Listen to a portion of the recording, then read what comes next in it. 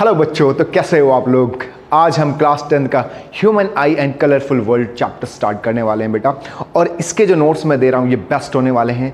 बहुत सारे बच्चे इस चैनल पर नए होंगे, मेरे कहने पर जस्ट 10 मिनट्स इस चैनल पर रुको, इस वीडियो को देखो, अगर पसंद आता है तो सब्सक्राइब करो और तब लाइक करो, ठीक है। और इस बात की पूरी गारंटी, अगर आप 10 मिनट तक रुक गए तो पूरी वीडियो ध्यान से जरूर देखोगे। और वैसे भी ये लेक्चर बेस्ट होने वाला है, आपको 100% समझ में आएगा, इस बात की गारंटी है। तो चलो स्टार्ट करते हैं। और सबसे अच्छी बात भाई, ये जो नोट्स मैंने बनाए हैं बेस्ट है। इसका लिंक मैं डिस्क्रिप्शन में डाल दूंगा, लिंक से क्लिक करना, आप PDF डाउनलोड करना, वहाँ से पढ़ना, आपको बहुत मज़ा आएगा, ठीक है। एक बार पहले लेक्चर देख लो और तब आप वो PDF पढ़ोगे, आपको सब कुछ समझ में आएगा और ऐसा कोई सा भी क्वेश्चन नहीं होने वाला जो आपका पेपर में छूटेगा। तो चलो स्टार्ट करते हैं। चलो, तो सबसे पहले बेटा देखो, दिस इज ह्यूमन आई। और ह्यूमन आई के जो पार्ट्स हैं, एक बार थोड़ा जो इंपॉर्टेंट पार्ट्स हैं, पार्ट तो बहुत सारे हैं और ये बहुत सारे जो इसमें मेंशन भी नहीं है, ठीक है। तो जो इंपॉर्टेंट पार्ट है, जो हमारी क्लास के लिए बहुत इंपॉर्टेंट है, वो समझते हैं। तो सबसे पहले देखो बेटा, दिस इज कॉर्निया, हमारे आंखों की सबसे आउटर कवरिंग लेयर, जो हमारे आंखों में मैक्सिमम रिफ्रैक्शन करती है, एज अ लेंस जैसा बिहेव भी करती है और हमारे आंखों को प्रोटेक्ट भी करती है, ठीक है। उसके बाद most important, this is iris. Iris बेटा ये जो आपका कलर वाला पार्ट है, this colour part is your iris, ठीक है। ये करता है अमाउंट ऑफ लाइट को कंट्रोल करता है, मतलब जब लाइट को कम भेजना ये छोटा हो जाएगा, ये मतलब ये इसका साइज बड़ा हो जाएगा, जो बीच में प्यूपिल है इसका साइज छोटा कर देगा, ठीक है। तो ये जो कलर्ड पार्ट है आइरिस, ये इसी प्यूपिल के साइज को छोटा या बड़ा करता है। जब वो छोटा कर देगा तो लाइट कम जाएगी, जब वो बड़ा कर देगा तो लाइट ज़्यादा जाएगी। तो इस प्यूपिल के साइज को कंट्रोल करने का काम आइरिस का है, जो कलर्ड पार्ट है। एंड प्यूपिल क्या है बेटा, ये dot like structure, black dot like structure, यहीं से लाइट अंदर जाती है, ठीक है। अच्छा। और क्या बेटा, दिस इज माई लेंस। ये आपका सस्पेंसरी लिगामेंट है जो जनरली अटैच्ड है बेटा लेंस से, ठीक है। इसी सस्पेंसरी लिगामेंट की वजह से साइज हम बड़ा छोटा कर सकते हैं। और ये बड़ा छोटा करने का काम एक्चुअली सीलियरी मसल्स करती हैं बेटा, दिस इज सीलियरी मसल्स। इसी सीलियरी मसल से ये लिगामेंट कनेक्ट है। ये जस्ट हमारे लेंस को ना एक जगह होल्ड करके रखता है। ये जो लिगामेंट है बेटा आपका सस्पेंसरी लिगामेंट, ये क्या करता है, आपके लेंस को कहीं आगे पीछे या ऊपर नीचे मूव ना करे, एक जगह पे अपने स्टेबल रहे, अपनी पोजीशन पे रहे, उसको ये कंट्रोल करता है। और ये जो हमारी सीलियरी मसल्स है, जो यहाँ पे नाम नहीं लिखा हुआ है, सीलियरी मसल्स, तो ये जो हमारी सीलियरी मसल्स है, ये हमारे आंखों के फोकल लेंथ को कंट्रोल करता है बाय इंक्रीजिंग और decreasing the size of the lens. Lens के साइज को इंक्रीज और डिक्रीज करके ये जो सीलियरी मसल्स हैं, ये क्या करती है, फोकल लेंथ को कंट्रोल करती है, जिससे हम दूर का भी देख पाते हैं, पास का भी देख पाते हैं, ठीक है। उसके बाद आ जाओ पीछे बेटा, this is our retina. Retina एक पर्दे की तरह है, एक स्क्रीन की तरह, जहाँ पे इमेज की फॉर्मेशन होती है। हमें जो भी चीज़ दिखाई दे रही है बेटा, जस्ट लाइक मैं अभी कैमरे को देख रहा हूँ, तो ये जो कैमरे का जो इमेज है वो मेरे जाके रेटिना पे बना है। और उस रेटिना में बहुत सारे हमारे नर्व्स कनेक्ट हैं जो सिग्नल्स भेजते हैं हमारे ब्रेन में कि है कैसा, ठीक है। तो ये सारे इंपॉर्टेंट पार्ट। अच्छा, यहाँ पर एक और टर्म है एक्वस ह्यूमर। एक्वस ह्यूमर क्या है, बीच में एक बेटा मीडियम है, एक लिक्विड मीडियम है जो जनरली कॉर्निया और लेंस के बीच में है, जो इसके स्पेस को फिल करता है ताकि ये दबे नहीं, ठीक है। समझ में आ गई बात। तो यहाँ पे एक मीडियम है जो फिल करता है स्पेस को, खाली जगह नहीं रहने देता, तो ये मीडियम है बेटा। कॉर्निया रिफ्रैक्शन होता है यहाँ पर, और साथ में हमारे आंखों को प्रोटेक्ट भी करके रहता है। आइरिस ये जो ब्लू वाला पार्ट है बेटा, प्यूपिल ये जहाँ पे हमारी लाइट इंटर करती है, आइरिस क्या करता है, इसके साइज को कंट्रोल करता है, इस प्यूपिल के साइज को कंट्रोल करता है। लेंस क्या है बेटा, यहाँ पे रिफ्रैक्शन ऑफ लाइट होता है, रेज का मोड़ना, एक जगह इकट्ठा करना, ये सारा इसका काम है। अच्छा, इसके अलावा इस सस्पेंसरी लिगामेंट का क्या काम है, सस्पेंसरी लिगामेंट इस लेंस को अपनी जगह पर रखता है। यहाँ पे सिलियरी मसल्स हैं जो दिख नहीं रहा आपको, ciliary muscles, this is ciliary muscles, यहाँ पे नाम नहीं लिखा हुआ, दिस इज सिलियरी मसल्स। ये हमारे आंखों के लेंस को के साइज को इंक्रीज और डिक्रीज करता है। साइज इंक्रीज और डिक्रीज से लेंस का फोकल लेंथ इंक्रीज और डिक्रीज होता है, जिसकी वजह से हम दूर का भी देख पाते हैं और पास का भी देख पाते हैं, ठीक है। ये डिटेल में हम आगे देखेंगे, सारी चीज़ें लिखी हुई है, मैं सिर्फ यहाँ नहीं समझा रहा बेटा, अभी लिखे हुए हैं, देखना आप। उसके बाद यहाँ पे रेटिना है, जो स्क्रीन है जहाँ पे इमेज की फॉर्मेशन होती है। ये हमारे ऑप्टिकल नर्व्स हैं बेटा, ये ऑप्टिकल नर्व्स है, यही सिग्नल लेकर जाते हैं ब्रेन तक, और ब्रेन को बताते हैं कि जो आप देख रहे हो वो है कैसा। अंडरस्टूड, क्लियर हो गई बात। ये लाइट सेंसिटिव नर्व्स हैं, लाइट को सेंस करते हैं और सिग्नल्स की फॉर्म में इंफॉर्मेशन ब्रेन तक पहुंचाते हैं। क्लियर हो गई बात, यहाँ तक क्लियर, नोट कर लो, स्क्रीनशॉट ले लो बेटा, ठीक है। और नहीं भी लेना कोई बात नहीं, नोट तो आपको मिल जाएंगे। चलो आगे देखते हैं। नेक्स्ट रेटिना, ये सारी बात आपको बता चुका हूँ। रेटिना क्या बेटा, it is a light sensitive screen होती है ये inside the eye which on which the image is form, जहाँ इमेज की फॉर्मेशन होता है। It contains rods and cones, ठीक। चलो कोई बात नहीं, ये नहीं भी लिखे हुए तो कोई दिक्कत नहीं। उसके बाद कॉर्निया। व्हाट इज कॉर्निया बेटा? It is a thin membrane, सबसे बाहर वाली लेयर, मैंने आपको बताया था ये, दिस इज कॉर्निया, सबसे बाहर वाली लेयर है ना, कॉर्निया सबसे बाहर वाली layer. It is the thin membrane which covers the I trail, it acts like a lens, ये लेंस जैसे बिहेव करता है क्योंकि रिफ्रैक्शन ऑफ लाइट यहाँ पर भी होता है, which refract the light entering the eye, और साथ में प्रोटेक्ट भी करता है, ये भी लिख लेना आप, ठीक है। एक्वस ह्यूमर क्या है बेटा? भाई आपके कॉर्निया और लेंस के बीच का खाली स्पेस जिसको फिल करता है। It is the fluid which फिल्स the space between the cornea and the eye lens. मेरे ख्याल से बात समझ में आ रही होगी। And the eye lens it is a convex lens made of the transparent and flexible jelly like material. जो बाहर लेंस मिलते हैं जो चश्मे में लगा होता है बेटा, वो फ्लेक्सिबल नहीं होता, अपने साइज़ को छोटा बड़ा नहीं कर सकता, ये जेली लाइक होते हैं, जेली लाइक मटेरियल से बना होता है, इसलिए फ्लेक्सिबल होता है, छोटा बड़ा कर सकता है साइज, इसलिए हम दूर की भी चीज़ देख सकते हैं, पास भी। जो भी लेंसेज मार्केट के अंदर है, या तो आपके दूर की नज़र को सही कर पाते हैं या तो पास की, दोनों नहीं कर सकते एक ही लेंस। इसलिए बेटा जो हमारी आंखें, हम दूर की, बहुत दूर की भी चीज़ पर देख पाते हैं और बहुत पास की भी चीज़, क्योंकि ये अपने फोकल लेंथ को इंक्रीज कर सकता है, लेंस के साइज़ को बड़ा छोटा करके, ठीक है। It curvature can be adjusted with the help of the ciliary muscles. मैंने आपको बताया था लेंस के चारों तरफ एक मसल्स होते हैं, ऊपर और साइड में एक मसल होता है जिसके साइज को कंट्रोल करता है, ठीक। चलो आगे बेटा, प्यूपिल मैंने आपको बताया था जहाँ से लाइट इंटर करती है, जहाँ से लाइट इंटर करती है उसके प्यूपिल बोलते हैं। तो it is a hole in the middle of the iris, iris colour वाला पार्ट बेटा, आंखों में जो कलर्ड पार्ट होता है, ब्लैक होता है किसी में ग्रे होता है, अलग अलग कलर के होते हैं ना, ठीक है, of iris through which the light enters the eye. It appears black because the light falling on it goes on to the eye and does not come back. तो जो भी लाइट हमारे आंखों में जाती है वो अंदर ही बेटा वो सिग्नल्स की फॉर्म में कन्वर्ट होकर ख़त्म हो जाती है, यानी वो लाइट बाहर नहीं आती, इसलिए वो हमें ब्लैक डॉट्स। कोई भी चीज़ हमें इसलिए दिखाई देती है क्योंकि वहाँ से लाइट टकरा कर हमारे आंखों में इंटर करती है, क्योंकि हमारे आंखों में लाइट अंदर जाके अंदर ही रह जाती है, एनर्जी के फॉर्म में, सिग्नल्स के फॉर्म में ट्रांसफॉर्म हो जाती है। दैट्स वाई वो लाइट बाहर नहीं आती, इसलिए वो हमें ब्लैक डॉट के फॉर्म में दिखाई देता है। और वो होता क्या है, ये अमाउंट ऑफ जनरली लाइट यहीं से इंटर होती है, पीपल से इंटर होती है, ठीक है। एंड सीलियरी मसल्स क्या था बेटा? It control the size and shape of the lens, ये मॉडिफाई करता है शेप को, ठीक है। These are the muscles which are attach to the eye lens and can modify the shape of the eye lens. क्या करता है? Shape of the eye lens को मॉडिफाई करता है, which leads to the variation of the focal length, जिसके focal length जिसकी वजह से चेंज होता है। Of course iris, it controls the amount of light entering the I by changing the size of the people. Simple, मैंने iris बताया आपको, ये क्या करता है? पीपल के साइज को कंट्रोल करता है, जिससे अमाउंट ऑफ लाइट, क्योंकि छोटा कर देगा तो लाइट कम जाएगी, बड़ा कर देगा तो लाइट ज़्यादा जाएगी, तो अमाउंट ऑफ लाइट को कंट्रोल करता है by changing the size of the people. Okay, optical nerves क्या होते हैं बेटा? ये जनरली लाइट सेंसिटिव नर्व्स होते हैं। These are the nerves which take the image to the brain in the form of electrical signals. Information लेता है, image लेता है, सिग्नल्स की फॉर्म तक ब्रेन तक पहुंचाता है, ये ऑप्टिकल नर्व करता है। चलो चलो चलो, ये सारी चीज़ें बहुत छोटे में मैंने यहाँ पे लिख दिया है, ठीक है, ताकि आप फटाफट याद कर लो बेटा। इसका स्क्रीनशॉट ले लो, क्योंकि ये सारी बातें वही लिखी हुई है जो मैंने वहाँ पे बताई है। दैट्स ऑल, ठीक है, पढ़ लेना एक बारी, ठीक है। अब तक आपको समझ में आ चुका होगा कि मैं कैसा पढ़ा रहा हूँ। अगर आपको समझ में आए तो जल्दी से चैनल को सब्सक्राइब करो और अपने फ्रेंड्स में अभी शेयर करो। चलो स्टार्ट करते हैं बेटा, हाउ द पीपल वर्क। चलो मैं आपको एक सिंपल प्रैक्टिकल चीज़ जो हम घर पे भी करते हैं कई बार, आप धूप में जाओ, जस्ट 15 सेकेंड के बाद धूप से अंदर आओ कमरे के अंदर। जब आओगे तो आप देखोगे लाइट जल रही है, फिर भी बिल्कुल अंधेरा जैसा है, बिल्कुल आपको अंधेरा जैसा दिखेगा, या अंधेरा नहीं भी दिखेगा, ऐसा लगेगा कि बहुत कम लाइट है, यार लाइट जलाओ। लेकिन जैसे हम 2 मिनट तक 3 मिनट तक रहते हैं, फिर सब कुछ वैसा हो जाता है जैसा होना चाहिए, बिल्कुल हमें क्लियरली सब कुछ विजिबल हो जाता है, सब कुछ साफ दिखाई देते हैं, हाँ यार लाइट तो जल रही है। और जब ऐसे में जब हम सो के उठते हैं, बिल्कुल अंधेरा अंधेरा सा रूम होता है, अचानक से हम रोशनी में चले गए, हमारी आंखें बंद। क्या होता है ऐसा? क्यों? जब हम लाइट से अंदर आते हैं तो अंधेरे लगता है, जब अंधेरे से बाहर जाते हैं तो आंखें बंद हो जाती है। तो एक्चुअली होता क्या बेटा, आपने मुन्ना भाई MBBS देखी होगी, उसमें ऐसे टॉर्च मारते हैं आदमी की आंखों पे, कहते हैं ये देखो इसका साइज बड़ा और छोटा हो रहा है, ऑब्जेक्ट है ना। तो हमने मुन्ना भाई MBBS देखा, जिन्होंने नहीं देखा जाओ, रील्स में भी मिल जाएगा आपको, ठीक है।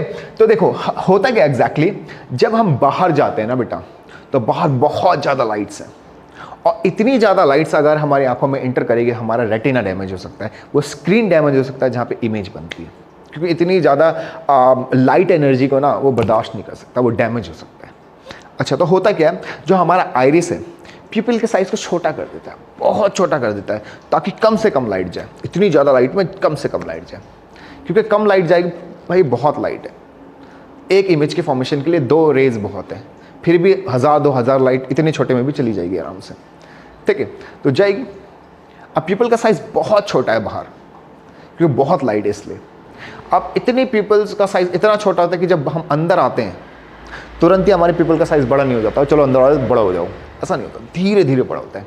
तो जब हम अंदर आए बेटा, तो अभी भी उसका साइज कैसा है, हमारी प्यूपिल का, आंखों के प्यूपिल का साइज बहुत छोटा है। बहुत छोटा होने की वजह से अंधेरे कमरे में तो ऑलरेडी बहुत कम लाइट है, या फिर जो रूम है उसमें ऑलरेडी बहुत कम लाइट है, तो बहुत कम लाइट होने की वजह से, और साइज बहुत छोटा, बहुत ज़्यादा लाइट है तो चली जाएगी, बहुत कम लाइट है तो इतनी छोटी जगह में कैसे जाएगी, बहुत कम लाइट जा पाती है, फिर इतनी कम लाइट जा पाती है जिसकी वजह से हमें अंधेरा अंधेरा सा लगता है बिल्कुल, क्योंकि लाइट ही नहीं जा पाती ज़्यादा हमारे पीपल के, इतना साइज छोटा है। और ये काम उल्टा होता है, जब हम अंधेरे में होते हैं हमारे पीपल का साइज बहुत बड़ा होता है, क्यों, लाइट कम है ना, लाइट कम है तो भाई अगर पीपल का साइज कम रहा है तो लाइट ऑलरेडी कम जाएगी, तो हमारी आइरिस क्या कहते हैं, पीपल के साइज को बड़ा कर देती है, ताकि कम लाइट होने के बाद भी लाइट इसके अंदर जा सके।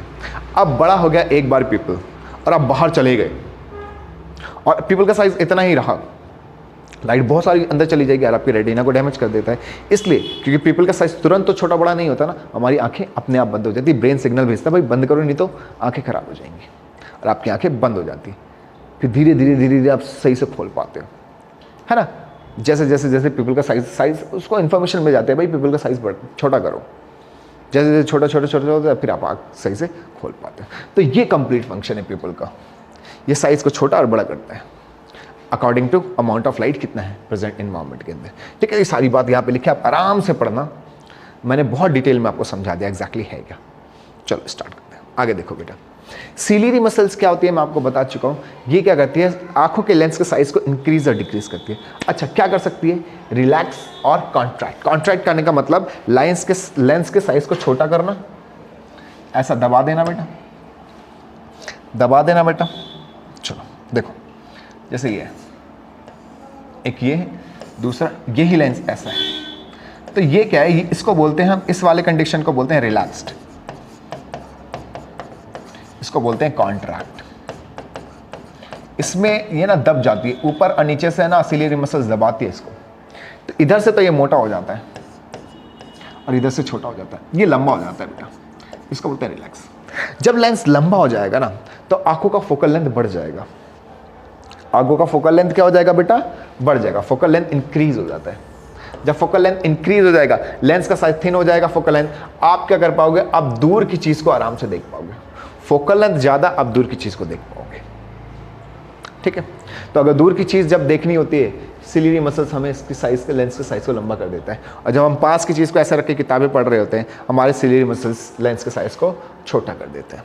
छोटा करने वाली क्योंकि हम पास की चीज देख पाते हैं, जब सिलियरी मसल्स जब हम किसी दूर की चीज को ध्यान से देख रहे होते हैं, वहां की चीज को हमें देखना है, तो उस समय हमारा सिलियरी मसल खींच के लेंस को लंबा कर देता है, ताकि आप दूर की चीज को अच्छे से देख पाओ। और जब हम पास की चीज को पढ़ रहे होते हैं बेटा, तब हमारे सिलियरी मसल लेंस को छोटा कर देता है। एक साथ आप दूर की चीज या पास की चीज एक साथ नहीं देख सकते, ध्यान रखना। आप एक टाइम पे एक ही जगह फोकस कर सकते, दोनों देखोगे लेकिन एक तो हल्का नजर आएगा और दूसरा थोड़ा ज़्यादा नजर आएगा, ठीक है, ये ध्यान रखना, ठीक है। समझ में आई बात, क्लियर हुई बात बेटा। आप एक टाइम पे एक ही जगह फोकस कर सकते हो अच्छे से, ठीक। तो ये लिखा, the ability of the eye lens to adjust its focal length according as the distance is called the power of lens. According to distance, अगर हमारे आंखों के लेंस का साइज चेंज होता है, इसी को बोलते हैं पावर ऑफ एकोमोडेशन, यानी आंखों की वो पावर जिससे वो अपने लेंस के साइज को इंक्रीज और डिक्रीज कर सकता है। आंखों की इस शक्ति को, इस क्षमता को, ठीक है, इस एबिलिटी को हम पावर ऑफ एकोमोडेशन बोलते हैं। मेरे ख्याल से बात समझ में आ गई होगी, what is power of accommodation, ठीक है। It is the ability of eye lens by which it can change it's focal length bye adjusting it's size. Size को एडजस्ट करके अपने लेंस के फोकल लेंथ को चेंज करने की एबिलिटी को हम पावर ऑफ एकोमोडेशन कहते हैं। मेरे ख्याल से आप लोगों को बेटा बहुत अच्छे से समझ में आ रहा होगा। नेक्स्ट टॉपिक बेटा, ठीक। तो देखो बेटा, मायोपिया के बारे में सबसे पहले समझते हैं। What is myopia? What is myopia बेटा? इसको हम शॉर्ट साइटनेस भी बोलते हैं, हिंदी में उसको बोलते हैं निकट दृष्टि दोष, निकट दृष्टि दोष। चलो आगे समझो। It is a kind of defect in the human eye due to which a person can see a nearby object clearly but he cannot see the distant object clearly। बेटा मायोपिया क्या होता है, जिसमें कोई भी बंदा पास की चीज़ तो साफ साफ देख पाता है, यानी कोई भी चीज़ यहाँ पे रखी है तो वो बिल्कुल साफ दिखाई देगा, लेकिन ऐसी चीज़ को उठा के थोड़ी दूर रख दूँ मैं तो वो बंदा उसको क्लियरली नहीं देख पाता। तो ऐसा दोष बेटा, ऐसे दृष्टि दोष मतलब ऐसा डिफेक्ट जिसमें पास की चीज़ तो क्लियरली नज़र आए लेकिन दूर की चीज़ नज़र ना आए, ऐसे डिफेक्ट को हम क्या बोलते हैं, मायोपिया या फिर शॉर्ट साइटनेस। होता किस वजह से, excessive curvature of the cornea. ठीक है, क्या होता है बेटा, कर्वेचर बढ़ जाता है, कॉर्निया का कर्वेचर बढ़ जाता है ना। दूसरा क्या रीज़न बेटा, elongation of eye ball. Eye ball का एलोंगेशन, यानी जैसे हमारा आई बॉल ऐसा है, ऐसे की वजह से थोड़ा चपटा होकर ऐसा लंबा हो जाए, एलोंगेशन ऑफ आई बॉल की वजह से। दूसरा बेटा कर्वेचर ऑफ कॉर्निया, इसके कर्वेचर की वजह से, इसके कर्वेचर की वजह से अगर ये कर्वेचर ज़्यादा बढ़ गया यानी ज़्यादा बाहर तक ऐसे मुड़ गया, अगर इसका कर्वेचर बहुत बढ़ गया बेटा, या फिर ऐसा ये एलोंगेट हो गया, दोनों ही सिचुएशन में बंदे को फिर ऐसा होता है कि पास का तो दिखाई देता है लेकिन फिर दूर का दिखाई देना बंद कर देते हैं। तो ये तो प्रॉब्लम है कि किस वजह से, आपसे क्वेश्चन पूछ सकते हैं what is the reason of myopia. तो these are the two reasons by which he can not see the distant object. ठीक, दूर की चीज़ नहीं देख सकता, पास की देख सकता है। ठीक कैसे करें, तो देखो मैंने इमेज बनाया, देखो पास की चीज़ होती तो रेटिना पे इमेज बनता है, इधर कहीं पास में होता ना ऑब्जेक्ट तो ऐसा रेज आती और इमेज बन जाती है यहाँ। लेकिन क्योंकि रेज इन्फिनिटी से आ रही है, बहुत दूर से आ रही है, रेज आई, इमेज पहले ही बन गई। बनना रेटिना पे चाहिए, इमेज कहाँ बनता है, जहाँ पे रेज मिलती है बेटा, जहाँ पर रेज मिलती है वहाँ इमेज बनता है। तो ये रेज आ रही है, इमेज यहीं बन जा रही है भाई, यहाँ पे थोड़ी ना स्क्रीन तो यहाँ पे मिलना इसको यहाँ चाहिए, यहाँ नहीं मिल रहा, पहले ही मिल रहा है। तो अगर मैं रेज को, जैसे ये रेज आ रही है, इतना मोड़ रहा है हमारा लेंस, मान लो इतना मोड़ रहा है हमारा लेंस, ठीक है, मैं चाहता हूँ ये यहाँ ना मिलकर यहाँ मिले, तो उसके लिए काम करते हैं, जो रेज यहाँ से आ रही है लेंस इसको थोड़ा सा फैला दे, क्या करे, इसको थोड़ा सा फैला दे ताकि इसको मिलने में थोड़ा सा टाइम लगे। अगर आप चाहते हो कि ये इमेज थोड़ा दूर जाके मिले तो रेज थोड़े से फैल जाए, अगर ये फैल जाएंगे तो मिलने में थोड़ा टाइम लगाएंगे। अगर ये इमेज यहाँ बन रहा है और मुझे यहाँ आगे बनाना है तो रेज को थोड़ा सा फैलना पड़ेगा ताकि मिलने में थोड़ा आगे टाइम लगे। ठीक है, ठीक है। तो रेज को फैलाने वाला जो लेंस है हमारा, वो क्या, कौन सा लेंस होता है बेटा, हमारा कॉनकेव लेंस। कॉनकेव लेंस को हम डाइवर्जिंग लेंस भी बोलते हैं, जो लाइट को डाइवर्स करती है, फैलाती है। तो हमें फैलाने वाला लेंस चाहिए, इसलिए हम कॉनकेव लेंस करते हैं। तो जिन बंदे को दूर का दिखाई नहीं देता बेटा, उनके चश्मे को कभी टच करना, साइड से हल्का सा मोटा होगा, बीच में से पतला होगा, उसको बोलते हैं हम कॉनकेव लेंस। कॉनकेव लेंस से रेज आती हैं और फिर जाके आगे इमेज बनती है, रेटिना पे बनाना होता है हमें। ठीक है, तो समझ में आया। तो पहले व्हाट इज मायोपिया, जिसमें बंदे को पास का दिखाई देता, दूर का नहीं दिखाई देता, लिखा हुआ है। Reasons, excessive curvature of cornea, cornea का कर्वेचर बढ़ जाना, वक्रता क्षेत्र, वक्रता त्रिज्या बढ़ जाती है, वक्रता बढ़ जाना, है ना, आप बोलोगे कॉर्निया का वक्रता बढ़ना। दूसरा बेटा elongation of eye ball, eye ball के साइज का एलोंगेट होना, लंबा हो जाता है ये थोड़ा सा आई बॉल। ठीक, आई बॉल बोलते हैं इसको बेटा, ये जो हमारी आंखों की ये बॉल है ना, दिस इज आई बॉल।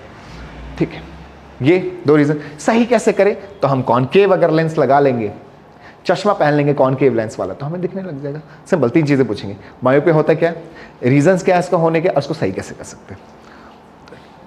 चलो अब समझो बेटा, हाइपरमेट्रोपिया उल्टा कर दो बिल्कुल। मायोपिया में क्या था, बंदे को पास का दिखाई दे रहा था, दूर का दिखाई नहीं दे रहा था। हाइपरमेट्रोपिया बिल्कुल उल्टा कर दो, इसमें दूर की चीज दिखाई देगी, पास की चीज दिखाई नहीं देगी। पास में रखा हुआ ऑब्जेक्ट, ये देखो ये ऑब्जेक्ट यहाँ पे है बिल्कुल पास में, इसको पास में रखा ऑब्जेक्ट नहीं दिखाई देगा। अगर ये ऑब्जेक्ट दूर में होता तो दिखाई देता। तो दूर का रखा हुआ चीज दिखाई देगा, पास की रखी हुई चीज दिखाई नहीं देगी। इसको सही कैसे करें, देखो इसकी इमेज ना बेटा बाहर बन रही है, हमें अगर पास करना है इमेज तो रेस को पास लाना पड़ेगा, और रेस को पास लाने का काम हमारा कॉन्वेक्स लेंस का है। ठीक है, तो इसको करेक्ट कैसे कर सकते हैं, कॉन्वेक्स लेंस लगा के हम इसको करेक्ट कर सकते हैं। एंड दिस इज द रे डायग्राम। रे डायग्राम भी बनाने के लिए आता है एग्जाम में, ध्यान रखना। ये ना थोड़ा सा उल्टा है, आप रेस को ऐसे ले जाना, रेस को ऐसे ले जाना बेटा, और तब इमेज ऐसे बनाना। ठीक है, ये मैं सजेस्ट कर रहा हूँ आपको, आप ऐसे बनाना जैसे मैंने बनाया। ठीक है, ध्यान रखना। रीजंस क्या है भाई इसके, तो उसका था कर्वेचर का साइज बढ़ना, इसका कर्वेचर का साइज डिक्रीज होना, decrease in the power of eye lens. ठीक है, या increase in the focal length of the eye lens. दूसरा शॉर्टनिंग ऑफ आई बॉल, उसमें आई बॉल का बढ़ना, इसमें आई बॉल का घटना। और इसमें क्या है, decrease in the power of eye lens. ठीक है, आई लेंस की पावर डिक्रीज होना, या फिर increase of the focal length of the eye lens. अगर फोकल लेंथ बढ़ जाएगी, फोकल लेंथ बढ़ जाएगी तो फोकल लेंथ बढ़ जाने का क्या मतलब है, दूर की चीज दिखाई देना। अब फोकल लेंथ बहुत ज्यादा छोटा नहीं हो पाता, तो जब छोटा नहीं हो पाता मतलब इतना छोटा नहीं हो पाता कि पास की चीज आप देख ना पाओ। बात समझ में आ रही? अगर आई लेंस का साइज बहुत ज्यादा बढ़ गया तो हमारे सिलियरी मसल्स दबाएंगे भी तो ज्यादा छोटा नहीं हो पाएगा। तो अगर हमारी आई लेंस का साइज इंक्रीज हो जाना, पहला रीजन आपको दूर का दिखाई देगा, पास का दिखाई नहीं देगा। दूसरा रीजन बेटा शॉर्टनिंग ऑफ आई बॉल का साइज छोटा होना। ठीक है, हमारी आंखों का आई बॉल का साइज छोटा हो जाना, दो रीजन है जिसकी वजह से दिखाई नहीं देता। अच्छा, सबसे कम से कम कितना डिस्टेंस तक देख सकते हो आप? 25 सेंटीमीटर। यहां तक अगर आप 25 सेंटीमीटर के डिस्टेंस पे रखोगे आप किसी भी चीज को बड़ी आसानी से पढ़ पाओगे। यहां पे भी पढ़ पाओगे बेटा, अपने आंखों में दर्द हो जाएगा। यानी सही से रिलैक्स होकर क्लियरली पढ़ने के लिए कम से कम का डिस्टेंस 25 होना चाहिए। उससे पास में आप पढ़ पाओगे लेकिन ज़्यादा देर तक नहीं पढ़ पाओगे, आपकी आंखों में दर्द होने लग जाएगा। यानी नियरेस्ट जो आप देख पाओगे सही से, ठीक है, वो 25 सेंटीमीटर है। और दूर से दूर आप कितना देख सकते हो? तो इन्फिनिटी, बहुत दूर तक देख सकते हो। कितना दूर देखना चाहते हो? सितारे देख रहे हो यार आप, इतना दूर देख पा रहे हो आप, हैं? सूरज देख पा रहे हो आप, चांद देख पा रहे हो, और कितना दूर देखोगे? तो दूर की तो कोई लिमिट नहीं, आप कितना भी देख सकते हो। और पास आप 25 सेंटीमीटर तक के डिस्टेंस को देख सकते हो। ठीक है, क्लियर हो गई बात? चलो, यहां तक मेरे ख्याल से बात समझ में आ गई। ठीक है, नेक्स्ट टॉपिक बेटा, अगर आप लोगों को वीडियो समझ में आ रही है ना, मेरा पढ़ाया हुआ अगर क्लियरली समझ में आ रहा है तो जल्दी से जल्दी चैनल सब्सक्राइब कर दो। ऐसी बहुत सारी वीडियो मिलने वाली है अभी आपको। उसके बाद बेटा प्रेस बायोपिया। प्रेस बायोपिया क्या है? It is a kind of defect in human eye which occurs due to the ageing. ये जनरली एज की वजह से जो बूढ़े लोगों में होता है ना बेटा, उनके सिलियरी मसल्स वीक हो जाते हैं। सिलियरी मसल्स का काम क्या है? साइज का इंक्रीज करना, डिक्रीज करना। किसके साइज का भाई? लेंस के साइज का। तो लेंस के साइज का इंक्रीज और डिक्रीज करने का काम सिलियरी मसल्स होता है। और बुढ़ापे में जो हमारे मसल्स होते हैं, आप बूढ़े लोगों के मसल्स वगैरह टच करके देखो, बिल्कुल लूज हो जाते हैं, वीक हो जाते हैं। तो because of the losing of ability to changing the focal length of the eye, ठीक है, बंदे को ना पास का दिखा देता है ना दूर का दिखा देता है। तो ये करता कौन है? चेंज फोकल लेंथ, ये सिलियरी मसल्स करते हैं। तो बूढ़े लोगों का सिलियरी मसल्स थोड़ा वीक हो जाता है। वीक होने की वजह से उनका फोकल लेंथ सही से चेंज नहीं हो पाता। तो ना पास का दिखा देता है ना दूर का दिखा देता है। ठीक है, which occurs due to the ageing. It happens due to the following reason. पहला, decrease in the flexibility of eye lens. Eye lens की फ्लेक्सिबिलिटी कम हो जाती है। ठीक है, gradual weakening of the ciliary muscles भी वीक हो जाते हैं। तो इन दोनों रीजन की वजह से बूढ़े लोग सही से नहीं देख पाते हैं, चश्मा लगता है, बहुत मोटे मोटे चश्मे लगते हैं फिर तो। ठीक है, करेक्ट कैसे कर सकते हैं? तो भाई करेक्ट नहीं कर सकते, बूढ़े लोगों का कुछ भी नहीं हो सकता, सिर्फ चश्मा पहना और काम खत्म। ठीक है, चलो। कैटरैक्ट। कैटरैक्ट के बेटा, कैटरैक्ट में क्या होता है? आपकी पीपल जहां से रेज जा रही है वहां पे एक लेयर बन जाती है, एक लेयर बन जाती है मिल्की कलर का, व्हाइट कलर का, और डिफरेंट कलर के हो सकते हैं। वो लेयर एक बार बन गए तो रेज कैसे जाएंगे आंखों के अंदर? वही तो एक जगह थी रेज को जाने के लिए, अब वही बंद हो गए तो रेज कैसे जाएंगे? बंदे को दिखाई नहीं देता। तो क्या हो सकता है? ऑपरेशन कराओ, इस लेयर को हटा लो। ऑपरेशन कराएंगे, लेयर हटाएंगे, फिर बंदे को वापस दिख जाएगा। सिंपल सी बात है बेटा। ठीक है, a membrane growth over eye lens, the eye lens become hazy और इवन ओपेक। ओपेक का मतलब जिसमें से लाइट पास नहीं हो सकती, ऐसा हो जाता है। ठीक है, दिस लीड्स टू डिक्रीज और loss of vision. This problem is called the cataract. It can be corrected only by the surgery. सिर्फ ऑपरेशन और सर्जरी करा के ठीक किया जा सकता है, सिंपल। चलो, ओहो, डिस्पर्सन ऑफ लाइट। तो सुनो बेटा, किसी भी लाइट का मीडियम में एंटर करने के बाद इसके कंपोनेंट के फैलने को हम डिस्पर्सन बोलते हैं। जैसे व्हाइट लाइट में 7 कलर्स होते हैं। व्हाइट कलर के जो लाइट होते हैं, जो सनलाइट होती है व्हाइट कलर की होती है, उस एक रेज में 7 कलर्स होते हैं बेटा। तो जब one white light will enter in the medium, it splits it's 7 lights, it splits it's component of 7 colours. ये अपने 7 कलर्स को क्या करेगा? स्प्लिट कर देगा। इसी स्प्लिटिंग ऑफ लाइट को ही हम डिस्पर्सन बोलते हैं। समझ में आ गई होगी बात। The phenomena of splitting of white light into its 7 constituent colour when it passes through the glass prism is called dispersion। तो डिस्पर्जन क्या? जब भी कोई भी व्हाइट लाइट है, कोई भी ऐसी लाइट जिसमें एक से ज़्यादा कंपोनेंट है, किसी मीडियम में एंटर करती है तो उसके फैलने को ही हम डिस्पर्जन ऑफ लाइट बोलते हैं। इससे सिंपल भाषा में नहीं समझा सकता कोई, बता दिया मैंने आपको। सोलो, the various colours seen are violet, indigo, blue, green, yellow, orange and red. यानी वाइट्स, इस वाइट कलर में 7 कलर्स होते हैं, वो रहे नाम। इसको याद करने का सिंपल तरीका विबग्योर। क्या तरीका बेटा? VIBGYOR. What is mean of VIBGYOR here? VIBGYOR का मतलब क्या बेटा? V for violet, I for indigo, B for blue, G for green, Y for yellow, O for orange, R for red. आ गई बात समझ में? तो VIBGYOR, VIBGYOR, violet, indigo, green, blue, G for green, Y for yellow, orange, red. इस तरीके से आप 7 कलर्स को याद कर सकते हैं. अच्छा ठीक है. The band of 7 colors. This is the band of 7 colors. The band of 7 color is called the spectrum. ठीक है. When white light enters in a prism, it splits in 7 colors and forms a continuous pattern of light. That continuous pattern of light is called the spectrum. समझ में आ गई बात? The band of 7 colors is called the spectrum. समझ में आ गई बात बेटा? The different component colors of light bands at the different angles. With respect to the incident angle, the violet light bands at the least and while the red bands most. Why? ऐसा क्यों होता है? सबसे ज़्यादा ये क्या पढ़ रहा हूँ मैं? The violet light bands least. सबसे कम बैंड होता है. And the red bands most. ना यहाँ तो गड़बड़ लग रही है मुझे बात. यहाँ गड़बड़ है बेटा. ठीक है, यहाँ गड़बड़ है. सबसे ज़्यादा बैंड बेटा ब्लू कलर होती है. लीस्ट नहीं. ओहो गड़बड़. यहाँ गड़बड़ है. सुनो, सबसे ज़्यादा जो मुड़ती है वो ब्लू कलर मुड़ती है और सबसे कम जो मुड़ती है वो रेड कलर मुड़ती है बेटा. Red colour bands least and blue colour bands most. ज़्यादा मुड़ती है. उल्टा है. ब्लू कलर ज़्यादा बैंड होती है बेटा, रेड कलर कम बैंड होती है. ध्यान रखना. रीज़न क्या है? वेवलेंथ. जिसकी वेवलेंथ ज़्यादा होती है वो कम बैंड होती है. ठीक है. और रेड कलर की वेवलेंथ हाईएस्ट होती है. वेवलेंथ सबसे ज़्यादा होती है बेटा. सबसे ज़्यादा होती है वेवलेंथ रेड कलर की. तो क्योंकि रेड कलर की वेवलेंथ ज़्यादा होती है इसलिए सबसे कम बैंड होता है, लीस्ट बैंड होता है. ध्यान में रख लेना बेटा. क्लियर हुई बात? ये देखो ना, लाइट ऐसे आई, सबसे ज़्यादा बैंड कौन हो रहा है? ये. सबसे कम बैंड कौन सा हो रहा है? ये. बैंड का मतलब मुड़ना. सबसे ज़्यादा ब्लू कलर मुड़ रहा है. सिंपल सी बात है यार. तो जिसकी वेवलेंथ ज़्यादा वो सबसे कम मुड़ता है. पार्टिकल्स को सबसे कम धक्का मार सकते हैं. जिसकी वेवलेंथ सबसे कम वो सबसे ज़्यादा मुड़ता है. ध्यान में रखना बेटा. स्क्रीनशॉट ले लो, समझ लो. चलो जल्दी चलो आगे करते हैं बेटा. इस बात का ध्यान रखना. लीस्ट यहाँ पे उल्टा है. इसका ध्यान रखना बेटा. इसका ध्यान रखना. मैं आपको पहले ही बता चुका हूँ, गड़बड़ मत कर देना एग्जाम में. ठीक है, आगे आ जाओ. नेक्स्ट है रिकॉम्बिनेशन. अच्छा, हमें अभी एक चीज़ देखा कि वाइट लाइट प्रिज्म में एंटर करती है, उसके 7 कलर स्प्लिट हो जाते हैं. अब उल्टा करते हैं.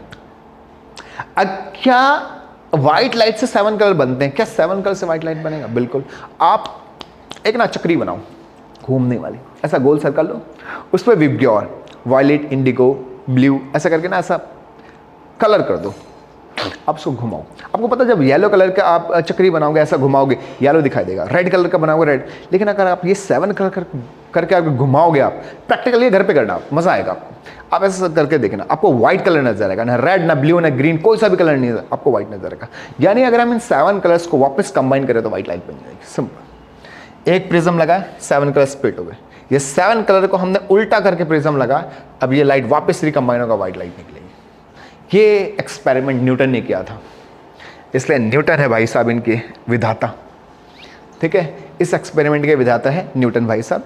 उन्होंने ही नहीं. चलो सुनो. So recombination of white light. Monochromatic light ऐसी लाइट होती है जिसमें एक ही कलर की लाइट होती है बेटा. सिंगल लाइट को हम मोनोक्रोमेटिक लाइट बोलते हैं, जिसमें एक वेवलेंथ की लाइट होती है, उसमें और ज़्यादा लाइट नहीं होती. So light consist of single colour और wavelength is called monochromatic light. ठीक है. उसके बाद रिकॉम्बिनेशन ऑफ व्हाइट लाइट में क्या होता है? 7 कलर्स क्या होते हैं बेटा? वापस रिकम्बाइन होकर व्हाइट कलर में कन्वर्ट हो जाता है. ये बात मैंने आपको बता दी ना. रेनबो की फॉर्मेशन कैसे होती है?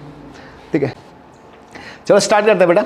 सो रेनबो क्या होता है बेटा? What is rainbow? जनरली क्या होता है, हमें रेनबो दिखाई देता है आसमान में. मैं आपको पहले पूरा फिनोमेना बता देता हूँ, फिर एक्चुअली एक्सप्लेन करता हूँ कि है क्या. एक्चुअली होते क्या बेटा, मान लो इधर बारिश हो रही है, इधर से सूरज निकला. चलो आगे वाले डायग्राम से समझाते हैं ना भाई. सुनो, ये सूरज है और जब बारिश होती है ना तो हमारे इन्वायरमेंट में बहुत सारे ड्रॉप्स होते हैं वाटर के, हवा में मूव कर रहे होते हैं, वो बहुत हल्के होते हैं ना एक्चुअली, वो ड्रॉप्स बहुत हल्के होने की वजह से हवा में मूव कर रहे होते हैं उस समय जहाँ पे बारिश हुई होती है। सनलाइट आती है, उस ड्रॉप में वो लाइट एंटर करती है। अब क्योंकि ड्रॉप एक प्रिज्म जैसा बिहेव करता है, पानी से फिल्ड होता है भाई, वो एक प्रिज्म जैसा बिहेव करता है, तो जैसे लाइट होती है यहाँ पे डिस्पर्जन ऑफ लाइट होता है। क्या होता है? डिस्पर्जन। दो चीजें, रिफ्रैक्शन, रिफ्रैक्शन का मतलब है लाइट का एंटर करना। किसी भी मीडियम में जब लाइट एंटर करती है और मुड़ती है उसको रिफ्रैक्शन बोलते हैं। तीन फिनोमिना हो रहे हैं यहाँ पर एक साथ, light entering in the medium and bends. First is क्या बोलते हैं उसको? रिफ्रैक्शन। पहले रिफ्रैक्शन हुआ यहाँ पे, and after that, after refraction these 7 colour splits in its component, इसको बोलते हैं हम डिस्पर्जन ऑफ लाइट। रिफ्रैक्शन हो गया, डिस्पर्जन हो गया, उसके बाद बहुत सारी लाइट यहां से आके सीधी निकल गई और कुछ लाइट किसी ऐसे एंगल पे आई कि टकराकर ऐसे मुड़कर बाहर आ गई, इसको बोलते हैं इंटरनल रिफ्लेक्शन। मैं बेटा एक्सपेरिमेंट दिखाऊंगा आपको इंटरनल, 2-3 दिन रुक जाओ, एक बढ़िया सा, आप चैनल को सब्सक्राइब करो, एक ऐसा एक्सपेरिमेंट दिखाऊंगा आपको इंटरनल रिफ्लेक्शन होता है क्या। लाइट ना मैं पानी के अंदर मारूंगा और पानी के अंदर ही ट्रैप हो जाएगी, मतलब जाएगी पानी से, पानी में लाइट चली जाती है अंदर, कभी मार के देखना, लेकिन किसी एंगल में मारोगे ना लाइट जाएगी और टकरा कर वापस, ऊपर नहीं जाएगी लाइट, टकरा कर वापस। उसी तरीके से आप लाइट आई टकरा कर पानी से ही, पानी टक्कर मार के लाइट को वापस भेजेगी, क्रॉस नहीं होगी, इसको बोलते हैं इंटरनल रिफ्लेक्शन। क्या बोलते हैं? Total internal reflection. तो 3 फिनोमेना है, refraction, dispersion, internal reflection. Sunlight इधर है, हम भी इधर खड़े हैं, लाइट आई, बारिश हो रही थी, इधर बहुत सारी पानी की बूंदें, एक बूंदों में नहीं होता बेटा ऐसा, बहुत सारी बूंदों में, क्योंकि बहुत सारी रेज हैं, अब बहुत सारी पानी की बूंदें एक साथ बहुत सारे में हो रहा होता है। तो लाइट आई से टकराई और ऐसे 7 कलर्स हमारी आंखों में एंटर कर रही है। ये 7 कलर्स क्योंकि हमारी आंखों में एंटर कर रही है तो हमें रेनबो दिखाई देगा। किधर दिखाई देगा? हम इधर खड़े हैं, रेनबो इधर दिखाई देगा, ऐसा, और पूरे में दिखाई देता। क्यों? क्योंकि ऐसा पूरे बहुत सारी पानी की बूंदें उन सभी में हो रहा है एक साथ। आ गई बात समझ में? तो लाइट आई, रिफ्रैक्शन हुआ, फिर 7 कलर में स्प्लिट हो गए, यहाँ पे टोटल इंटरनल रिफ्लेक्शन हुआ, लाइट हमारे आंखों में एंटर। ठीक है, चलो इसी बात को यहाँ पे लिखा हुआ समझते हैं। The water droplets acts like small prism, they refract and disperse the incident sunlight. Refract करती है, फिर डिस्पर्स, 7 कलर में स्प्लिट कर देती है, देन रिफ्लेक्ट इट इंटरनली, इसलिए इसको बोलते हैं टोटल इंटरनल रिफ्लेक्शन। इंटरनेट टकरा कर वापस भेज देते हैं, and finally refract it again when it comes out of the rain drop. Due to the dispersion of light and the internal reflection, different colours reaches the observer eye, जो observer जो देख रहे हैं उसकी आंखों में एंटर करता है। मैंने आपको सारा फिनोमेना बता दिया। The red colour appear on the top and the violet at the bottom of the rainbow. Red colour सबसे ऊपर और नीचे सबसे नीचे रेनबो वॉयलेट दिखाई देता है। A rainbow is always formed in the direction opposite to the सन।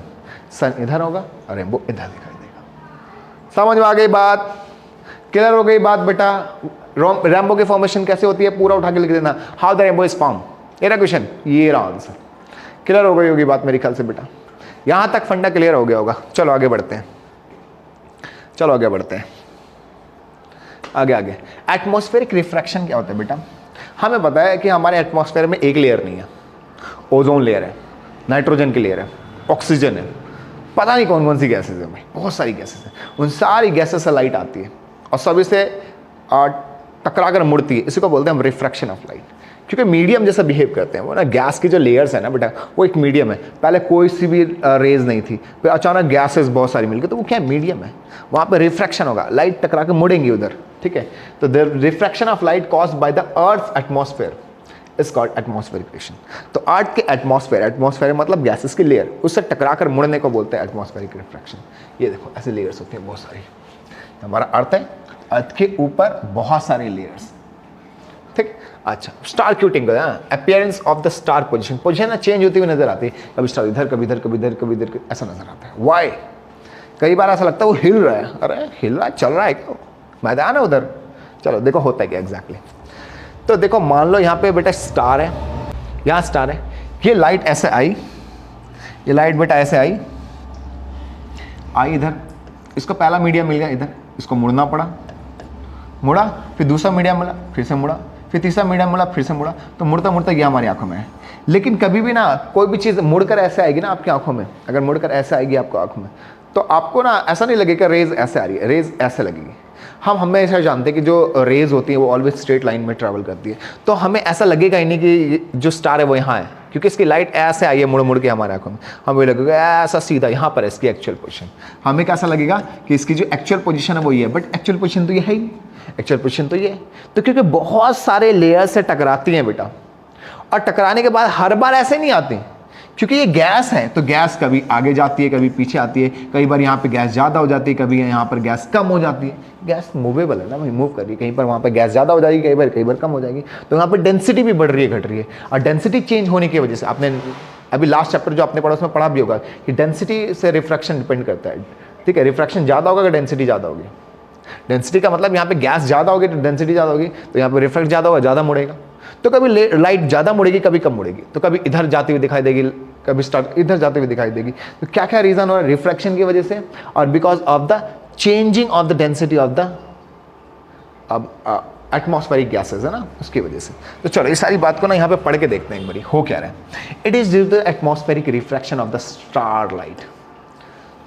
अगर इतना भी लिख दोगे ना तो नंबर तो पक्का देने वाली है टीचर, ठीक है। तो रिफ्रैक्शन की वजह से बेटा हो क्या रहा है? The temperature and the density of the different layer of the atmosphere keeps varying, change होता जा रहा है। यहाँ का टेम्परेचर भी बदल रहा है, यहाँ की डेंसिटी भी बदल रही है। इन दोनों के लगातार बदलने की वजह से क्या होगा? We have different medium. यहाँ पे जो मीडियम है वो बदलता जाएगा। अब क्योंकि यहाँ का मीडियम बदलता जाएगा उसकी वजह से क्या होगा? Distant star act as a point source of light. हमें पता है कि बहुत दूर में जो स्टार होता है एक पॉइंट लाइट जैसा बिहेव करता है, ऐसा लगेगा एक पॉइंट लाइट चल रही है वहां पर, ठीक है। When the straight star light enters the earth atmosphere it undergoes the refraction continuous, लगातार रिफ्रैक्शन होता है, क्योंकि एक लेयर नहीं है यहाँ पे, कॉन्टिन्यू बहुत सारी लेयर्स है, तो लगातार रिफ्रैक्ट होती जाती है। Due to the changing of refractive index, क्योंकि यहाँ का रिफ्रैक्टिव इंडेक्स बदलता रहता है, क्योंकि यहाँ की डेंसिटी बदलती है इसलिए रिफ्रैक्टिव इंडेक्स बदलता रहता है। From the rare to denser it bends towards the normal. Normal के देखो बेटा कोई भी लाइट ना ऐसे आती है ना तो वो वैसे सीधा ही जाना चाहिए इसको, लेकिन ये ना ऐसा नॉर्मल की तरफ मुड़ जाती है, इसको बोलते हैं हम refraction of light, bending of light towards the normal, ठीक है। ये कब होता है? जब रेयर मीडियम से डेंसर मीडियम, रेयर मीडियम जहाँ पे लाइट पार्टिकल कम है, डेंसर मीडियम जहाँ पार्टिकल ज़्यादा है, ठीक है। तो जनरली जो रेज है बेटा वो मुड़ती हैं डेंसर मीडियम में जानी, तो वही चीज़ लिखी है, ये बेंड हो जाती है रेयर से डेंसर में। ड्यू टू दिस एपरेंट का मतलब जो एक्चुअल नहीं होता, apparent position of the star is different from actual position and the star appears higher than its actual position। जो उसकी actual position उससे थोड़ी अलग नजर आती है, ऊपर कभी नीचे कभी इधर उधर नजर आती है, ठीक है। इसी को बोलते हैं apparent position of the light। ये किसके वजह से होता है बेटा? continuously change of the density, continuously change of the refractive index and continuous refraction of light through the different layers of gases। आप पॉइंट बना के भी लिख दोगे आपको मार्क्स मिल जाएंगे। चलो समझ में आ गई बात? स्क्रीनशॉट ले लो, नोट्स हैं बहुत बेस्ट वाले, वैसे तो आपको मिलने वाले हैं, फटाफट मैं लिंक डाल दूंगा, कोई दिक्कत वाली बात नहीं। चलो आगे आ जाओ। नेक्स्ट बेटा twinkling of star, same reason, twinkling of star का भी सेम रीजन है, क्योंकि इसकी पोजीशन लगातार बदलती रहती है, इसी को बोलते हैं हम ट्विंकलिंग ऑफ स्टार। ऐसा लगता है कि चमक रहा है, कभी बंद हो रहा है, कभी जल रहा है, ऐसा हो रहा है। तो it is due to the atmospheric refraction, atmosphere में गैसेज है उसकी वजह से रिफ्रैक्शन होती है। Distance star act like a point source, same point, ठीक है। As the beam of star keeps deviating, deviate मतलब लगातार मुड़ना, फ्रॉम इट्स पाथ, क्योंकि उसका पाथ लगातार मुड़ता रहता है। ये एक्चुअल पोजीशन इसकी ये है, और लाइट ऐसे आ रही है, हमें दिखाई कैसे देगी कि इधर से आ रही है, क्योंकि हम जानते हैं कि लाइट स्ट्रेट पाथ में, तो हमारा दिमाग कहता है कि भाई स्ट्रेट पाथ में तो मतलब वहाँ होना चाहिए, बट वहाँ तो है नहीं, यहाँ पर है, क्योंकि रिफ्रैक्शन हुआ है यहाँ पर, लेकिन हमें लगता है कि इधर है। तो सारा हमारा दिमाग का खेल है, सब उल्टा बताता है हमारे दिमाग कि इधर है, जबकि लाइट ऐसे आ रही है, क्योंकि हमने ऐसा सुना हुआ है, हमारे दिमाग ने ऐसा अडेप्ट कर रखे कि स्ट्रेट होती है ना, सीधी होती है, ठीक है। As the beam of star keeps deviating from its path, लगातार इसका पाथ बदलता रहता है, क्योंकि यहाँ का डेंसिटी चेंज होती रहती है, यहाँ की डेंसिटी बदलती रहती है, तो कभी इधर से आएगी, कभी ज़्यादा मुड़ेगी, कभी कम मुड़ेगी, है ना, कभी ऐसे मुड़कर आएगी हमारे आंखों से, कभी ऐसे मुड़कर आएगी हमारे आंखों से, हर बार आंखों में आएगी बेटा अलग अलग पाथ से, क्योंकि डेंसिटी बढ़ गई तो ये और ज़्यादा मुड़कर आएगी हमारे आंखों में, डेंसिटी घट गई तो ये कम मुड़कर आएगी हमारे आंखों में, बट आएगी तो जरूर। बात समझ में आ रही है? तो डिफरेंट पाथ लेगा बेटा, ये डिफरेंट पाथ लेगा तो डिफरेंट पोजीशन नजर आएगी हमें, ठीक है। Keeps changing because of the physical condition, physical condition भाई डेंसिटी का बढ़ना घटना, टेम्परेचर इंक्रीज डिक्रीज, सारा। Earth atmosphere is not stationary, एक जैसा नहीं होता हर टाइम, कभी बढ़ता है कभी घटता है, कभी टेम्परेचर बढ़ता है कभी टेम्परेचर घटता है, ऐसा होता है। Hence the amount of light enters our eye fluctuate कभी ज़्यादा लाइट एंटर कर जाती है, कभी कम। तो जब ज़्यादा एंटर करती है तो ऐसा लग रहा है बहुत तेज जल रही है, कम लाइट एंटर करती है तो ऐसा लग रहा है डिम लाइट जल रही है। तो ज़्यादा जलना डिम जलना, ज़्यादा जलना डिम जलना, इसी को तो हम ट्विंकलिंग बोलते हैं। Sometimes bright and sometimes dim, this is the twinkling of effect, इसी को बोलते हैं हम ट्विंकलिंग ऑफ स्टार। मेरे ख्याल से बात समझ में आ गई बेटा कि रिफ्रैक्शन की वजह से लाइट डेविएट होती है और हमारे आंखों में आती है, क्योंकि यहाँ की डेंसिटी, यहाँ की जो फिजिकल कंडीशन है बदलती रहती है, यहाँ का टेम्परेचर, यहाँ की डेंसिटी, यहाँ की रिफ्रैक्टिव इंडेक्स बदलता रहता है, तो ये डिफरेंट पोजीशन से लाइट आती है हमारे आंखों में। ठीक है, तो कभी अमाउंट ऑफ लाइट ज़्यादा हो जाती है, कभी अमाउंट ऑफ लाइट कम हो जाती है। जब अमाउंट ऑफ लाइट ज़्यादा होती है तो स्टार ज़्यादा ब्राइट नज़र आता है, जब अमाउंट ऑफ लाइट कम होती है तो हमें डिम नज़र आता है। इसके वजह इसी को हम बोलते हैं ट्विंकलिंग इफेक्ट। चलो बात समझ में आ गई भी, क्लियर है बेटा? चलो आगे आगे आगे ना, वाई प्लैनेट डू नॉट, ठीक है, स्टार तो ट्विंकल करते हैं, प्लैनेट क्यों नहीं करते भाई? तो देखो स्टार है तुमसे बहुत दूर, स्टार बहुत दूर होने की वजह से वो एक पॉइंट सोर्स जैसा बिहेव करते हैं, और एक पॉइंट सोर्स अगर डिम और ब्राइट होगा तो वो ऑब्जर्वेबल है, लेकिन जो प्लैनेट है हमसे बहुत पास है, ये एक पॉइंट सोर्स जैसा बिहेव कर ही नहीं सकता, इतना बड़ा है। तो ये मल्टीपल पॉइंट सोर्स जैसा बिहेव करता है, ऐसा लगता है कि एक लाइट नहीं है, यहाँ पर बहुत सारे लाइट सोर्स है, बहुत सारे लाइट सोर्स है बेटा, समझ में आई की बात? और ये बहुत सारे लाइट सोर्स जब हमारे आंखों के अंदर, ये बहुत सारे लाइट सोर्स जब हमारे आंखों के अंदर आएंगे डिफरेंट फिजिकल कंडीशन से, तो इनका जो ओवरऑल इफेक्ट है वो नलीफाई हो जाएगा। मतलब अलग अलग ये सारे के सारे हमारे आंखों में आ रहे हैं सारे, तो इसकी अगर डिम आई इसकी तेज आ गई, इसकी डिम आई इसकी तेज आ गई, इसकी डिम आई इसकी तेज आ गई, किसी की डिम किसी की तेज, किसी की डिम किसी की तेज। अगर किसी एक की डिम और किसी की एक की ब्राइट हो तो हमें समझ में आ रहा है हाँ भाई dim bright dim bright dim bright हो रहा है, लेकिन यहाँ तो बहुत सारे लाइट है, हम एक साथ बहुत सारे लाइट्स को देख रहे हैं, तो कभी ये डिम कोई से ज्यादा, कोई से कम, कोई से कम ज्यादा, ऐसा। तो ये टोटल मिला के जो एवरेज इफेक्ट है खत्म हो जाता है, इसके डिम इसके ब्राइट मिला दो नलीफाई, तो इनका जो नेट इफेक्ट है वो नलीफाई हो जाता है, बड़ा कैंसिल हो जाता है डिम और लाइट का, क्योंकि पूरे को ऑब्जर्व कर रहे होते हैं हम। ठीक है, एक पॉइंट सोर्स को ऑब्जर्व करना आसान होता है, एक प्लैनेट जब बहुत सारे पॉइंट सोर्स जैसा बिहेव करता है, ऐसा लगता है बहुत सारी लाइटें जल रही हैं, तो कोई डिम और कोई ब्राइट होगा ना तो एक दूसरे के इफेक्ट को कैंसिल कर देगा, हमें ऐसा लगेगा ही नहीं कि वो टिमटिमा रहा है। यही planet are closer to the earth, पास होते हैं, and are seen as extend source of light, extend source of light बहुत सारे सोर्स ऑफ लाइट जैसा बिहेव करता है। The collection of large number of point size source, the collection of large number of point source, बहुत सारे point source. ठीक है बेटा, therefore the total amount of light entering our eyes from all individual point source will nullify, किसी से कम आएगी, किसी से ज्यादा, किसी से कम, किसी से ज्यादा, किसी से बहुत कम, किसी से बहुत ज्यादा, टोटल इफेक्ट नलीफाई, और लगेगा इन्हीं की ट्विंकल कर रहा है, लगेगा इन्हीं ट्विंकल कर रहा है। बात समझ में आ गई बात बेटा? क्लियर हो गई बात? मेरे ख्याल से बात समझ में आ गई कि मैं क्या समझाना चाह रहा हूँ।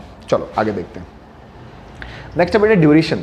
तो सुनो, जनरली क्या होता है जब सन से लाइट आती है ना हमारे आंखों में, तो सन ना एक्चुअली सनराइज और सनसेट के समय ना होरिजन पे होता है, होरिजन मतलब हमसे बहुत दूर होता है, बहुत दूर होता है। वहां से लाइट जब हमारे आंखों में आती है ना बेटा, तो वहाँ पे एक्चुअली वहाँ होता है क्या, वहाँ से लाइट आती है और रिफ्रैक्शन ऑफ लाइट होता है, और आपको पता है रिफ्रैक्शन ऑफ लाइट की वजह से लाइट बेंट होती है, और बेंट होकर हमारी आंखों में सूरज निकलने से पहले, सामने आने से पहले रेज हमारी आंखों में आ जाती है। मतलब सूरज वहाँ है, नीचे होगा तो देखो हम यहाँ खड़े तो सूरज जब सामने होगा तो हमें दिखाई देगा, लेकिन सामने नहीं, बिल्कुल नीचे है जहाँ हम देख नहीं सकते प्लैनेट में, लेकिन लाइट ऐसे बेंट होकर हमारे आंखों में आ जाती है और हमें लगता है सूरज उधर है, जबकि सूरज उधर होता भी नहीं है। तो क्या होता है, 2 मिनट पहले हमारे आंखों में एंटर करती है, और डूबते समय भी ऐसा होता है कि 2 मिनट लेट तक हमारे आंखों में रेज आती है। तो 2 मिनट जल्दी हमारे आंखों में लाइट एंटर कर देती है और 2 मिनट लेट तक हमारे आंखों में रेज आती है। तो क्योंकि 2 मिनट पहले और 2 मिनट लेट आती है तो ओवरऑल जो ड्यूरेशन है वो 4 मिनट का बन जाता है। तो 4 मिनट का दिन हमें एक्स्ट्रा नजर आता है due to the refraction of light. बेटा लाइट एंटर होती है आपके आंखों में 2 मिनट पहले सूरज उगते समय, और डूबते समय 2 मिनट लेट तक।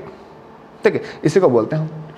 ठीक है, तो यही चीज लिखिए, actual sunrise happens when it below the horizon in the morning. The rays of the light from the sun below the horizon, horizon से नीचे, होरिजन वाली चीज आप देख पाओगे, उससे नीचे नहीं देख पाओगे। होरिजन वाला बिल्कुल स्ट्रेट में जो वो देख पाओगे, उससे नीचे नहीं देख पाओगे। ठीक है, लेकिन horizon reaches our eyes because of the refraction of light, because of the refraction of light the rays from coming from the sun enters in our eyes 2 minutes before the actual sunrise. Actual sunrise से 2 minute पहले आपके आंखों में enter कर देगा वो light, इसलिए 2 minute पहले सनराइज हो जाता है और 2 मिनट लेट तक सनसेट होता है बेटा। इसकी वजह से जो एक्चुअल डे की ड्यूरेशन होती है वो 4 मिनट बढ़ जाती है। सिंपल, ये सारी बातें यहाँ पे लिख के एक बार पढ़ लेना। नाउ कलर्स ऑफ द सन, देखो बेटा क्या होता है एग्जैक्टली। सन होरिजन पे होता है, जैसे आप समझ में आ गए होरिजन, ये पानी की पूरी लेयर और ये होरिजन है। इससे नीचे सूरज चला गया आपको दिखना बंद हो जाएगा, बोलोगे सूरज डूब गया, डूबता नहीं है भाई सूरज, वो ऐसी जगह पे चला जाता है जहाँ से आप विजिबल नहीं है। तो सूरज जब होरिजन पे होता है तो हमसे वो बहुत दूर पे होता है, क्योंकि सन बहुत दूर पे है तो हम तक पहुँचने से पहले ये जो सूरज की लाइट है वो एटमॉस्फेयर में जाती है, क्योंकि हम बहुत दूर है, एटमॉस्फेयर वहाँ बहुत पास है, आसमान बहुत पास है, सूरज हम बहुत दूर है। क्योंकि हम बहुत दूर है तो हम तक जो लाइट है पहुंचने से पहले कहाँ पहुंच जाती है, एटमॉस्फेयर में, और वहाँ पे होता है एटमॉस्फेरिक रिफ्रैक्शन। उसके वजह से जो 7 कलर स्प्लिट होती है, डिस्पर्जन ऑफ लाइट जो 7 कलर स्प्लिट होती है, उसमें जो ब्लू कलर है सबसे ज़्यादा स्कैटर्ड होती है, वो उधर ही फैल जाती है, वो हमारे आंखों तक आ ही नहीं पाती, क्योंकि उसकी वेवलेंथ कम है तो दूर तक ट्रैवल कर ही नहीं सकती, उधर ही फैल जाती है टकरा कर। तो जो लाइट आपके आंखों में आके एंटर करेगी बेटा वो आपको दिखाई देगा, जो लाइट आपकी आंखों में एंटर नहीं करेगी वो आपको दिखाई नहीं देगा। तो ब्लू कलर उधर ही फैल गया, आपकी आंखों तक आया नहीं, ब्लू कलर दिखाई नहीं देगा। रेड कलर की वेवलेंथ ज़्यादा होने की वजह से वो रिफ्रैक्ट होने के बाद भी आपकी आंखों में आके एंटर करेगा और आपको दिखाई देगा, इसलिए इसके आसपास का पूरा एनवायरनमेंट आपको रेड दिखाई देता है। क्योंकि व्हाइट कलर में 7 कलर्स होते हैं, व्हाइट कलर के लाइट में 7 कलर होते हैं। 7 कलर जब स्प्लिट होगा बेटा वहाँ पर, तो आपको ब्लू कलर के जो रेंज में जो वेवलेंथ है वो सारी उधर ही फैल जाएंगे और वो वाली रेज आपकी आंखों में नहीं आ पाएगी। आपकी आंखों में जो रेज एंटर करती है वही आपको दिखाई देता है। अगर रेनबो वाली लाइट आपकी आंखों में नहीं दिखाई एंटर करेगी, आपको रेनबो नहीं दिखाई देगा। रेनबो बन रही है फिर भी आपको दिखाई नहीं देगा, समझ में आई बात। तो जो लाइट आपकी आंखों में एंटर करेगी वो आपको दिखाई देगा। और क्योंकि रेड कलर की वेवलेंथ ज़्यादा होती है, सूरज उगते समय और सूरज डूबते समय जो रिफ्रैक्शन होता है वो एटमॉस्फेयर में होता है, और वहाँ से आने वाली लाइट रेड लाइट ही हो सकती है क्योंकि उसकी वेवलेंथ ज़्यादा होती है, इसकी वजह से वो रेड कलर का दिखाई देता है। While sunset and sunrise, the color of the sun and its surrounding appears red. During sunset and sunrise, the sun is near the horizon. Horizon के पास होता है, and therefore the sunlight has to travel larger distance in the atmosphere. Atmosphere में enter करता है। Due to this the most of the blue light, जिसकी shorter wavelength होती है, is scattered away by the particle, उधर ही scattered हो जाती है, उधर ही स्कैटर्ड हो जाती है। The light of the longer wavelength, जैसे red colour reaches our eye, red colour की वेवलेंथ ज़्यादा होने की वजह से दूर तक ट्रैवल कर सकती है, हमारी आंखों में एंटर करती है, हमें रेड कलर का दिखाई देता है। सिंपल, आपको वही चीज़ दिखाई देगी जो आपकी आंखों में एंटर करेगा, और इसलिए जो सिग्नल्स बनाए जाते हैं बेटा वो रेड कलर के, रेड लाइट रुक जाओ। वाई, डेंजर के साइन जितने भी है वो रेड कलर के क्यों बनाए जाते हैं, क्योंकि वेवलेंथ ज़्यादा होती है, वेवलेंथ ज़्यादा होने की वजह से वो रेड कलर ज़्यादा दूर तक ट्रैवल करती है और आपके आंखों में एंटर करती है, जिसकी वजह से आप रेड कलर को बड़ी आसानी से देख पाते हैं। क्लियर है? चलो आगे समझते हैं बेटा वाई डेंजर साइन। तो वही चीज, red colour scatter the most, सबसे ज़्यादा स्कैटर हो रहा है, ठीक है। When strike the small particle and fog smog because it has the maximum wavelength, wavelength ज़्यादा होने की वजह से स्कैटरिंग सबसे ज़्यादा होती है। समझ में आ गई बात बेटा? हैंस, ठीक है, from large distance also we can see the red colour. समझ में आ गई बात बेटा? वेवलेंथ ज़्यादा होने की वजह से दूर तक ट्रैवल कर सकता है। समझ में आ गई बात? सिंपल। आगे देखो, at noon sun appears white, दोपहर में सूरज हमें व्हाइट कलर का क्यों दिखाई देता है? क्योंकि दोपहर में जो सन हमसे बहुत पास होता है, बिल्कुल हमारे सर के ऊपर, बहुत पास होने की वजह से वहाँ पे एटमॉस्फेरिक रिफ्रैक्शन बहुत कम होता है। क्योंकि एटमॉस्फेरिक रिफ्रैक्शन सबसे कम होता है तो 7 के 7 कलर्स हमारे आंखों में इंटर कर जाते हैं और फैलते नहीं हैं, इसलिए हमें व्हाइट कलर का दिखाई देता है। Simple. At the noon the sun is overhead, हमारे सर के ऊपर होता है, sunlight would travel shorter distance travel करते हैं तो क्या होता है, relatively through the atmosphere. Hence at noon the sun appears white as only little of the blue and violet colors scattered. सिर्फ थोड़ा बहुत ब्लू कलर और वायलेट कलर स्कैटर्ड होता है, बहुत थोड़ा सा, इसलिए ब्लू कलर और वायलेट कलर भी हमारे आंखों में इंटर कर देती है, सारी तो करती है, इसलिए हमें व्हाइट कलर का दिखाई देता है। सिंपल। तो this was the last topic. I hope ये चैप्टर समझ में आया। चैप्टर इज फिनिश्ड बेटा। ये सारे क्वेश्चंस आपके एग्जाम में पूछे जाएंगे। इस चैप्टर में मैंने कंप्लीट टोटल चीज़ें डाली, इससे बार कुछ नहीं आने वाला। तो अगर ये वीडियो पसंद आई तो जल्दी से चैनल को सब्सक्राइब करो, अपने फ्रेंड्स को बताओ इस चैनल के बारे में, और आप मेरी और भी वीडियोज़ हैं उनको देखो, मैंने MCQs की भी वीडियो बनाई, वो भी देखो, और पसंद आए तो चैनल को जरूर से सब्सक्राइब करो, लाइक करो। Thank you.